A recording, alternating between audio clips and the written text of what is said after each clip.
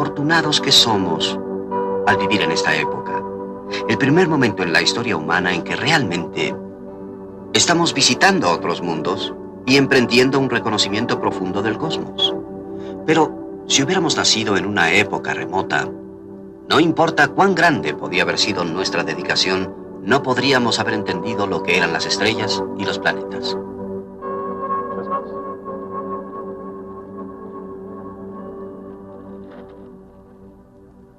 No hubiéramos sabido que existen otros soles y otros mundos.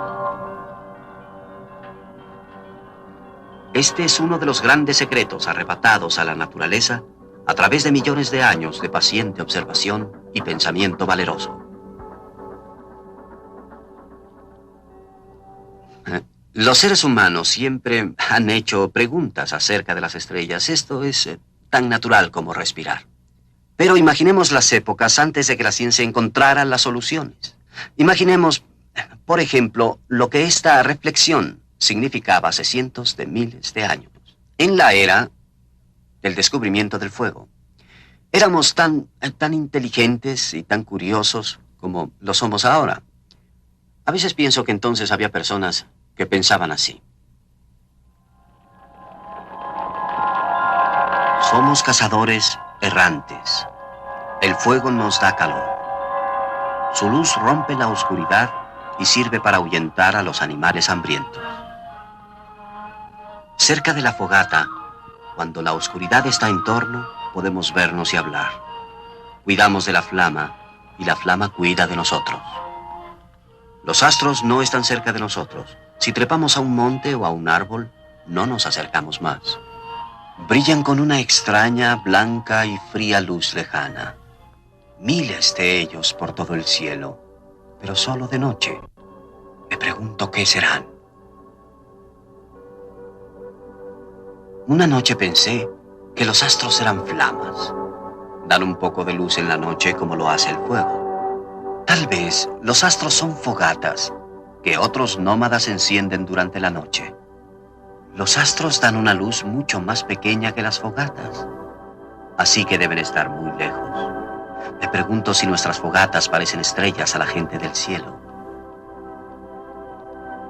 Pero ¿por qué esas fogatas y los nómadas que las hacen no caen sobre nosotros? ¿Por qué no caen del cielo esas tribus extrañas?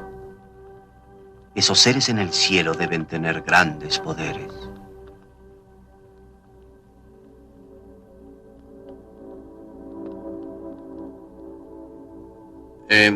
Es fácil suponer que no todos los cazadores tuvieran esos pensamientos acerca de los astros.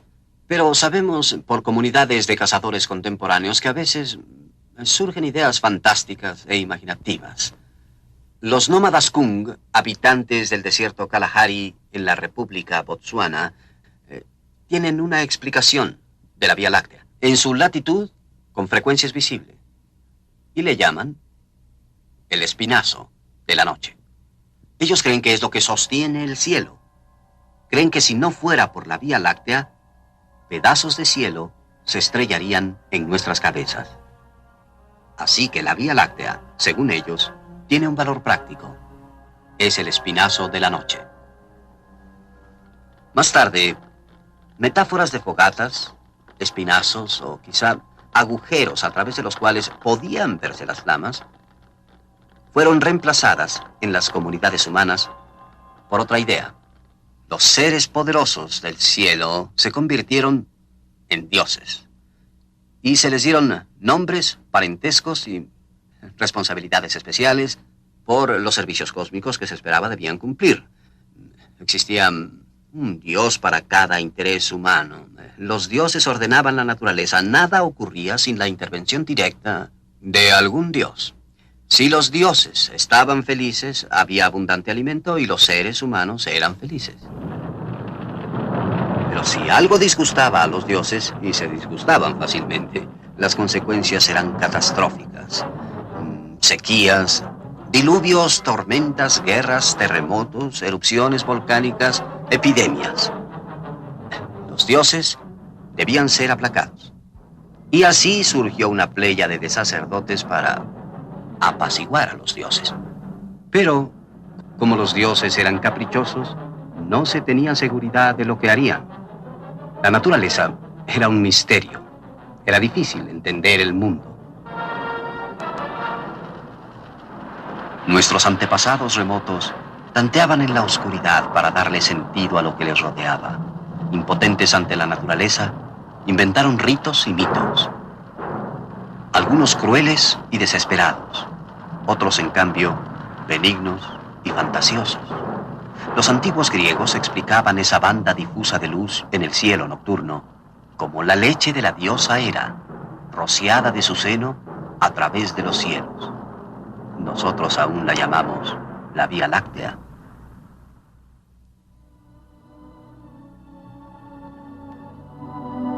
En agradecimiento a los muchos regalos de los dioses, nuestros antepasados crearon obras de incomparable belleza. Esto es todo lo que queda del antiguo templo de Hera, reina del cielo. Una sola columna de mármol, de pie, en un gran campo de ruinas, en la isla griega de Samos. Esta fue una de las maravillas del mundo, construida por un pueblo con un extraordinario sentido de claridad y simetría.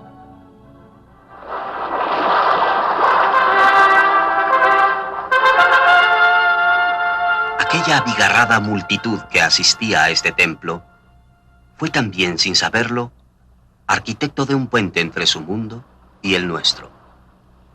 Adelantábamos una vez más en nuestro viaje de autodescubrimiento en el trayecto a las estrellas.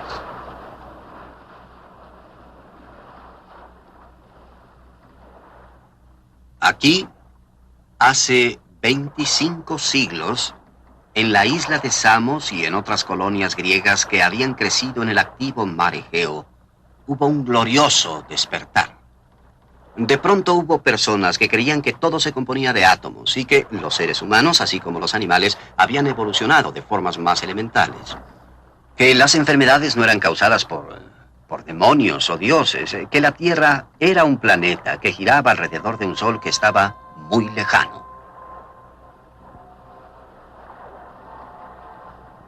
Esta revolución convirtió el caos en cosmos. Aquí, en el siglo VI a.C., surgió una idea nueva, una de las grandes ideas de la especie humana. Se alegaba que el universo era conocible. ¿Por qué?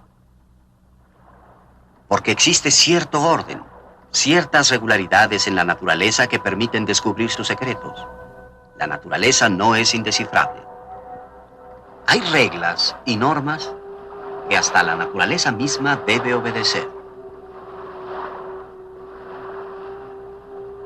A este ordenado y admirable rasgo del universo se le llamó cosmos y se le colocó en completa contradicción con la idea de caos.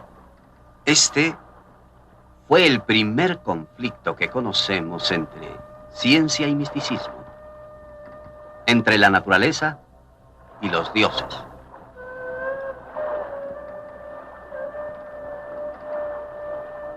Pero ¿por qué aquí?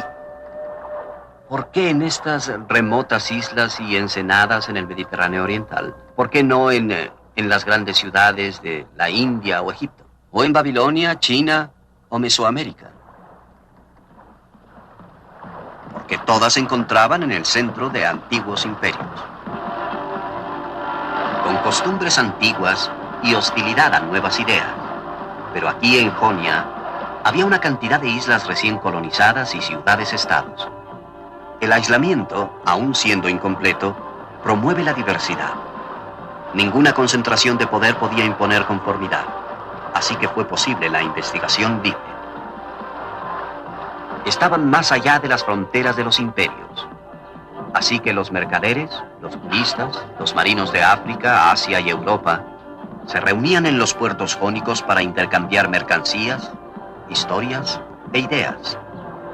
Existía una vigorosa y embriagante interacción de muchas tradiciones, prejuicios, lenguajes y dioses.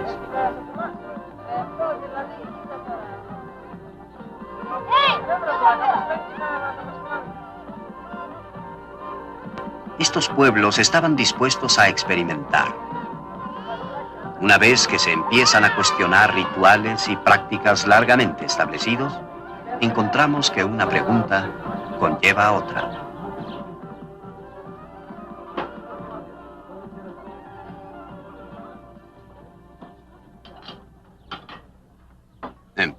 ¿Qué se hace cuando se presentan varios dioses diferentes, cada uno reclamando el mismo territorio? El Marduk babilónico y el Zeus griego eran considerados cada uno como rey de los dioses y amo del cielo. Se podía suponer, ya que en otros aspectos tenían atributos algo diferentes, que cada uno de ellos había sido inventado por los sacerdotes. Y si así era, ¿por qué no ambos?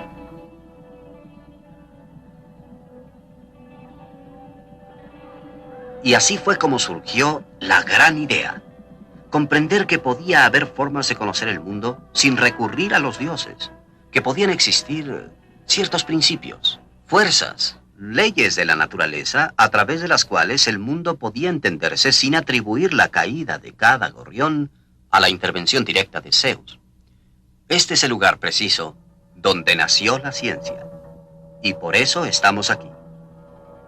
Esta gran revolución ocurrió entre los años 600 y 400 a.C. Fue llevada a cabo por la misma gente práctica y productiva que hacía funcionar la sociedad. El poder político estaba en manos de los mercaderes que promovían la tecnología de la cual dependía su prosperidad. Los precursores de la ciencia fueron mercaderes y artesanos, así como sus hijos.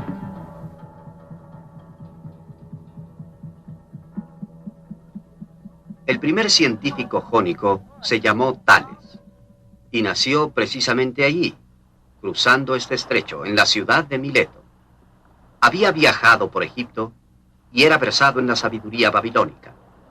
Al igual que los babilonios, él creía que el mundo alguna vez había sido todo agua. Para explicar la existencia de la tierra firme, los babilonios agregaban que su dios Marduk había colocado un tapete en la superficie de las aguas y había apilado tierra sobre él. Tales tenía una opinión parecida, pero prescindió del dios Marduk. En efecto, el mundo había sido casi todo de agua, pero era un proceso natural el que explicaba la existencia de tierra firme. Tales pensaba que era similar al encenegamiento que había observado en el delta del río Nilo.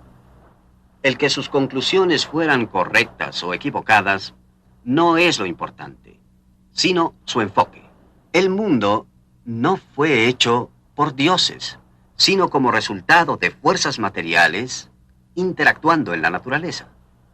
Tales regresó de Babilonia y Egipto trayendo semillas de ciencias nuevas, astronomía y geometría. Ciencias que brotarían y crecerían en el fértil suelo de Jonia. Anaximandro de Mileto, en aquella isla, era amigo y colega de Tales, y una de las primeras personas que sabemos que haya hecho un experimento. Observando el movimiento de la sombra proyectada por una vara vertical, pudo determinar la duración del año y de las estaciones. Durante siglos, los hombres habían usado varas para herirse y golpearse mutuamente. Anaximandro usó la vara para medir el tiempo. Aproximadamente